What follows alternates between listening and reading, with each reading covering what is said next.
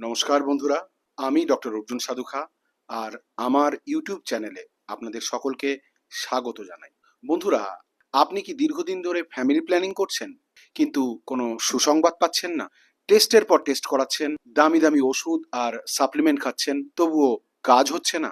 জানেন কি, আমাদের চিকিৎসা বিজ্ঞান বলে অনেক সময় শুধু সঠিক ডায়েট বা খাবারের অভাবেও কিন্তু কনসিভ করতে সমস্যা হতে পারে। সম্প্রতি রিপ্রোডাক্টিভ মেডিসিন স্পেশালিস্টদের একটি বৈজ্ঞানিক আলোচনায় এমন ৮টি সাধারণ খাবারের কথা উঠে এসেছে যা ওষুধ ছাড়াই আপনার ও আপনার পার্টনারের ফার্টিলিটি বা প্রজনন ক্ষমতাকে দ্বিগুণ বাড়িয়ে দিতে পারে। আজ একজন ডাক্তার হিসাবে বৈজ্ঞানিক প্রমাণ সহ সেই ৮টি সুপার ফুডের কথা আপনাদের জানাবো। তাই ভিডিওটি কোনো রকম স্কিপ না করে শেষ পর্যন্ত দেখুন, কারণ শেষ খাবারটি কিন্তু সবচেয়ে গুরুত্বপূর্ণ। আর সেই আমার খাবারের তালিকায় প্রথম খাবারটি হলো আখরোট বা ওয়ালনাট। এটিকে শুক্রাণুর সঞ্জীবনীও বলা যায়। মেডিকেল সায়েন্সের একটি বিখ্যাত জার্নাল বায়োলজি অফ রিপ্রোডাকশনের একটি স্টাডিতে দেখা গেছে, পুরুষরা যদি টানা ১২ সপ্তাহ প্রতিদিন প্রায় ৭৫ গ্রাম অর্থাৎ প্রায় ২ মুঠো আখরোট খান, তবে তাদের স্পার্ম কাউন্ট, মোটিলিটি এবং ওভারঅল সিমেন কোয়ালিটি অবিশ্বাস্যভাবে বাড়তে থাকে। এর কারণ এতে রয়েছে প্রচুর ওমেগা-3 ফ্যাটি অ্যাসিড, যা অক্সিডেটিভ স্ট্রেস কমিয়ে রিপ্রোডাক্টিভ সেলকে সুস্থ রাখে। মহিলাদের ক্ষেত্রেও ওমেগা-3 ইনফ্লামেশন কমিয়ে হরমোনের ভারসাম্য বজায় রাখতে এবং ডিম্বাণুর মান উন্নত করতে বিশেষভাবে সহায়তা করে। আমার তালিকার দ্বিতীয় খাবারটি হলো বেরিজ। বন্ধুরা, বিভিন্ন বেরি জাতীয় ফল, স্ট্রবেরি, ব্লুবেরি অথবা ব্ল্যাকবেরি, সব রকম বেরিতে প্রচুর পরিমাণে অ্যান্টিঅক্সিডেন্ট থাকে। মানে বেরিজগুলিকে বলা যায় অ্যান্টিঅক্সিডেন্টের পাওয়ার হাউস। তাই স্ট্রবেরি, ব্লুবেরি বা ব্ল্যাকবেরি এই ফলগুলি শুধু দেখতেই সুন্দর নয়, এগুলি ফার্টিলিটির জন্য দুর্দান্তভাবে কার্যকরী। এছাড়াও বেরিজগুলির মধ্যে থাকে পটাশিয়াম, ফাইবার, ফোলেট, আর এই সমস্ত কিছুই গর্ভধারণের জন্য অত্যন্ত জরুরি। সেই সঙ্গে এগুলি শরীরের ক্রনিক ইনফ্লামেশন এবং রক্তে গ্লুকোজ নিয়ন্ত্রণেও সাহায্য করে। এবার এখানে ডাক্তার হিসাবে আমার আপনাদের প্রতি একটি গুরুত্বপূর্ণ টিপস। এই যে ফলগুলো মানে বেরিজগুলো আপনি না কখনো মূল খাবারের সঙ্গে খাবেন না। খাবার খাওয়ার অন্তত ২ ঘন্টা আগে কিংবা ২ ঘন্টা পরে খাবেন। আমার তালিকায় তৃতীয় খাবারটি হলো স্যামন ফিশ। বন্ধুরা, যদি আপনি আমিষভোজী হন তবে আপনার ডায়েটে স্যামন বা ওমেগা-3 সমৃদ্ধ সামুদ্রিক মাছ রাখুন। গবেষণায় দেখা গেছে, যারা রেড মিট বা খাসির মাংসের বদলে মাছ খাচ্ছেন তাদের রিপ্রোডাক্টিভ হেলথ অনেক ভালো থাকে। আর স্যামন ফিশের সবচেয়ে বড় সুবিধা হলো এতে মার্কারির মাত্রা অত্যন্ত কম থাকে, যা হবু মায়েদের জন্য অত্যন্ত নিরাপদ। আমার তালিকায় চতুর্থ খাবারটি হলো টক দই এবং ঘোল। আপনারা নিশ্চয়ই চিন্তা করছেন, আমাদের অন্ত্র বা পেটের সাথে আবার ফার্টিলিটির কি সম্পর্ক? চিকিৎসা বিজ্ঞানের লেটেস্ট রিসার্চ বা গাট মাইক্রোবায়োটা স্টাডি বলছে, আমাদের পেটে যদি ভালো ব্যাকটেরিয়া বা গুড ফ্লোরা কম থাকে তবে তার প্রভাব ডিম্বাণু এবং শুক্রাণু উভয়ের উপরেই পড়ে। টক দই বা ঘোলের মধ্যে থাকা লাইভ প্রোবায়োটিক ব্যাকটেরিয়া পেটের স্বাস্থ্য ভালো রাখে, যা পরোক্ষভাবে আপনার কনসিভ করার ক্ষমতাকে বুস্ট করে। তাই প্রতিদিনের ডায়েটে লো ফ্যাট টক দই অবশ্যই রাখুন। আমার তালিকায় ৫ নম্বর খাবারটি হলো খোসা সমেত গোটা শস্য। তার কারণ এতে ফাইবারের শক্তি আছে। আজকাল আমরা বড্ড বেশি রিফাইন্ড বা প্রসেসড ফুড খাই, কিন্তু ফার্টিলিটি বাড়াতে আপনার দরকার ফাইবার। তাই চাল বা আটার কুড়ো বাদ না দিয়ে হোল গ্রেন খান। ছোলা খাওয়ার সময় যে উপরের খোসাটা অথবা চীনা বাদাম খাওয়ার সময় উপরে যে লাল খোসাটা, ওই খোসাগুলি ফেলবেন না।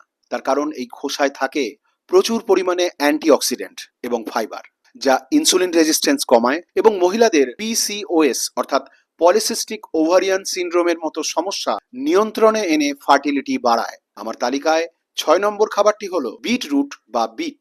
বন্ধুরা, বিট হলো রক্ত সঞ্চালনের চাবিকাঠি। বিটরুটে প্রচুর নাইট্রেট থাকে আর শরীরে নাইট্রেট থেকে নাইট্রিক অক্সাইড তৈরি হয়, যা রক্তনালীকে প্রসারিত করে এবং সেই সঙ্গে রক্ত সঞ্চালন বাড়ায়। মেডিকেল জার্নাল ফার্টিলিটি অ্যান্ড স্টেরিলিটির তথ্য অনুযায়ী বিটরুট বা বিট প্রজনন অঙ্গগুলিতে রক্ত সঞ্চালন বহুগুণ বাড়িয়ে দেয়। এর ফলে পেলভিক অর্গান, জরায়ু এবং এন্ডোমেট্রিয়ামে রক্ত প্রবাহ বৃদ্ধি পায় এবং এই পর্যাপ্ত রক্ত সঞ্চালন একটি সুস্থ এন্ডোমেট্রিয়াম তৈরিতে সহায়ক, যা ভ্রূণ বা এমব্রায়ো ইমপ্লান্টেশনের জন্য অত্যন্ত জরুরি। তাই স্যালাডে নিয়মিত ভালো করে ধুয়ে কাঁচা বিট খাওয়ার অভ্যাস করুন। বন্ধুরা, আমার তালিকায় ৭ নম্বর খাবারটি হলো ক্র্যানবেরি। বন্ধুরা, মেডিকেল লাইনে আমরা একটি ব্যাকটেরিয়ার নাম খুব পাই, হেলিকোব্যাক্টর পাইলোরি বা এইচ পাইলোরি। এটি শুধু পেটে গ্যাসের সমস্যাই করে না, সেই সঙ্গে পুরুষদের স্পার্ম কোয়ালিটি নষ্ট করে এবং মহিলাদের সার্ভিক্স বা জরায়ুর মুখের পরিবেশ নষ্ট করে, শুক্রাণুকে জরায়ুতে ঢুকতে বাধা দেয়। সেখানে ক্র্যানবেরি জুস বা ক্র্যানবেরি এই ক্ষতিকারক ব্যাকটেরিয়ার বিরুদ্ধে লড়াই করে ইউরিনারি ট্র্যাক্ট এবং রিপ্রোডাক্টিভ সিস্টেমকে সুরক্ষিত রাখে। বন্ধুরা, আমার তালিকায় সর্বশেষ তথা ৮ নাম্বার খাবারটি হলো অলিভ অয়েল। রান্নার সময় বা স্যালাড ড্রেসিং এ সাধারণ তেলের বদলে এক্সট্রা ভার্জিন অয়েল ব্যবহার করা শুরু করুন। মেডিটেরিয়ান ডায়েটের এই প্রধান উপাদানটিতে থাকে মনো আনস্যাচুরেটেড ফ্যাট, যা শরীরের হরমোনাল ব্যালেন্সকে ঠিক রাখতে সাহায্য করে এবং বন্ধ্যাত্বের ঝুঁকি কমায়। এবার আসি আসল কথা, এই খাবারগুলো কার জন্য সবচেয়ে বেশি কার্যকরী? যদি আপনি ন্যাচারালি বাচ্চা নেওয়ার চেষ্টা করছেন, কিংবা আপনাদের নতুন বিয়ে হয়েছে এবং আগামী কয়েক মাসের মধ্যেই ফ্যামিলি প্ল্যানিং করছেন, তাহলে অবশ্যই আজ থেকেই এই খাবারগুলি খাওয়া শুরু করুন। এমনকি যারা ইনফার্টিলিটির চিকিৎসা করাচ্ছেন, যেমন আইইউআই, আইভিএফ প্রসিডিওরের মধ্যে দিয়ে যাচ্ছেন, তাদের সাকসেস রেট বাড়াতেও দারুণভাবে সাহায্য করবে। তবে মনে রাখবেন, ডায়েটের পাশাপাশি মানসিক চাপ মুক্ত থাকা এবং প্রতিদিন অন্তত 30 মিনিট হালকা ব্যায়াম করাও কিন্তু সমান জরুরি। আশা করি একজন চিকিৎসক হিসাবে আজকের এই বৈজ্ঞানিক তথ্যগুলি আপনাদের উপকারে আসবে। ভিডিওটি ভালো লাগলে একটি লাইক করুন